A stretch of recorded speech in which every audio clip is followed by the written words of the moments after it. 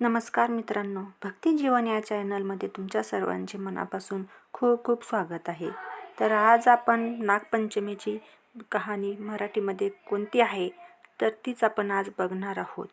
त्यापूर्वी तुम्ही जर चॅनलवरती नवीन असाल तर चॅनलला सबस्क्राईब करा, जेणेकरून असेच नवनवीन व्हिडिओ तुमच्यापर्यंत सर्वप्रथम येत राहतील. नागपंचमीची कहाणी. ऐका परमेश्वरा देवा, नागोबा देवा तुमची कहाणी. आटपाट नगर होते. तिथे एक गरीब ब्राह्मण होता. त्याला 5 सुना होत्या. चातुर्मास आला, श्रावण महिना आला, नागपंचमीचा दिवस आला. कोणी आपल्या आजोळी, कोणी आपल्या पंजोळी, तर कोणी माहेरी, अशा सर्व सुन्या गेल्या आहेत.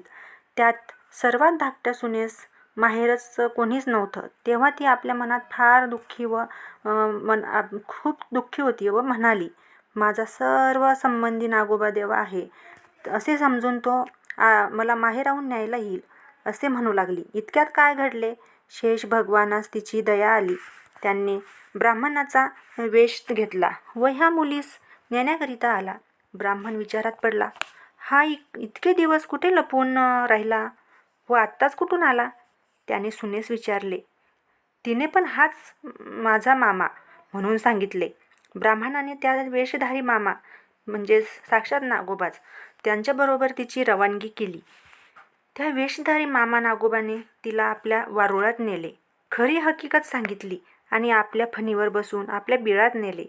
आपल्या बायका मुलास बजावले की हिला कोणी चावू नका. एक दिवस नागाची नागिन बाळंत होऊ लागली तेव्हा तिला हातात दिवा धरायला दिला. पुढे नागिन बाळंत झाली. तिचं पिल्लं वळवळ करू लागली. ही घाबरली व हातातला दिवा खाली पडला. पोरांची शपट भाजली. नागिन रागवली. तिनं सर्व वृत्तांत नागाला सांगितला. तो म्हणाला तिला लवकरच सासरी पोहोचू. पुढे ती पहिल्यासारखी आनंदात वागू लागली. एक दिवस अपार द्रव्य घेऊन मुलीस आपण मनुष्य वेश घेऊन तिला सासरी पोहोचवली. नागाची पिल्ले मोठी झाली व आपल्या आईला विचारू लागली, आमची शेपटी कशाने तुटली? नागिनीनं मुलीची गोष्ट सांगितली. तिचा सूड घ्यावा असं मनात आणून ते सर्व हिच्या घरी आले. तो नागपंचमीचा दिवस आहे. हिनं आपली पुष्कळ भावाची वाट पाहिली. शेवटी ते येत नाहीत असे म्हणून तिनं पाटावर व भिंतीवर नागांची चित्रे काढली. त्यांची पूजा केली. जवळ नागांना लाह्या ठेवल्या, दूध वगैरे ठेवले, उकडीचे नैवेद्य दाखविला. हा सर्व प्रकार नागांची पिल्ले पाहत होती.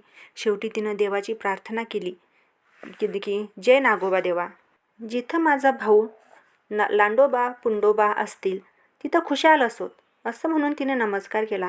इकडे हा सर्व प्रकार पाहून पिल्लांना मनात जो राग होता तो घालवला. त्यांना तिच्याविषयी दया आली. पुढे त्या दिवशी तिथं वस्ती केली. दूध पाणी ठेवतात त्यात पहाटेस एक नवरत्नांचा हार ठेवून आपण निघून गेले. दुसऱ्या दिवशी तिनं हार उचलून गळ्यात घातला. जसा तिला नागोबा प्रसन्न झाला तसा तुम्हा आम्हा सर्वांना हो. ही 60 उत्तराची कहाणी 5 उत्तरी सुफळ संपूर्ण हो. व्हिडिओ आवडल्यास व्हिडिओला लाईक आणि शेअर करायला विसरू नका.